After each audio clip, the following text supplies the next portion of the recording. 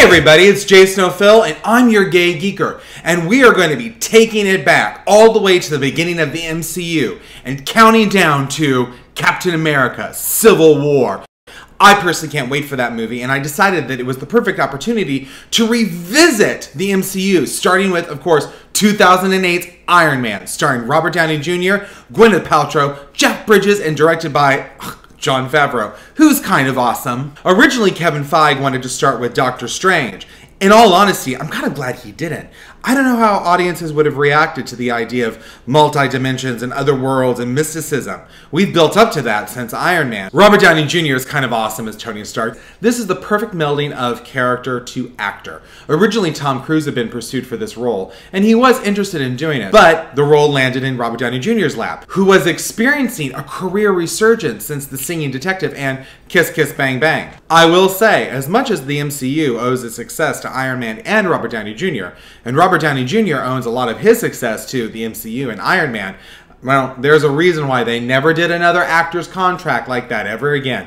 That man is making billions on his back end. Somewhere the rest of the cast is going, damn. He really comes across as that rich playboy. I'm one of those people that thinks that it isn't so much acting, because a lot of that probably really is him, but I do think he was able to pull from his experience of going through such a troubling time in his life to build upon not only Tony Stark's inner pathos, but his struggle as well. Gwyneth Paltrow is, of course, Pepper Potts, one of the few movies that I've actually ever really liked Gwyneth Paltrow in. I love the character of Pepper. I love the fact that she can go toe-to-toe with Robert Downey Jr. in every scene she's in. That not only shows me that it's two actors working at their A game, but it's two actors that are getting along and are loving the characters that they're doing. And Jon Favreau, who's the director, is kind of awesome as Happy.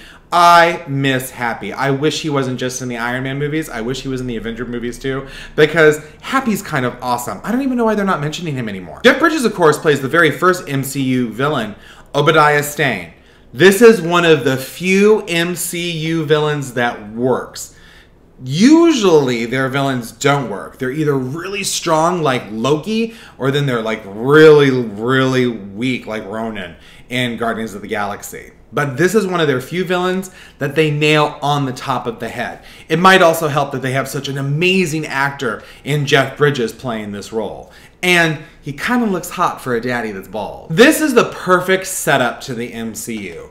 Not only does it set up the world at large, it sets up Tony Stark, it sets up the fact that these heroes will be out in the public eye, their identity is basically revealed, and they won't be hiding in the shadows. If you think about it, if Iron Man the film had not worked, we might not have the movies that we have now. I wouldn't have gotten such awesome films as The Winter Soldier, or Guardians of the Galaxy, or Ant-Man, or The Avengers. Just think about that. We got The Avengers, which is still the pinnacle, I feel, of a lot of comic book films. So much could have gone wrong in the making of this film. People could not have bought into the idea of Iron Man, considering he really wasn't that popular of a Marvel character. But after this film, Iron Man has become their most popular character. All right, everybody, I'm Jason O'Phil. We're gonna be doing a countdown to Civil War. That's my review of Iron Man from 2008. I give it a 9 out of 10. It's an excellent start to the MCU. It's an excellent start to the comic book world that we are in now, not only from Marvel, but from DC.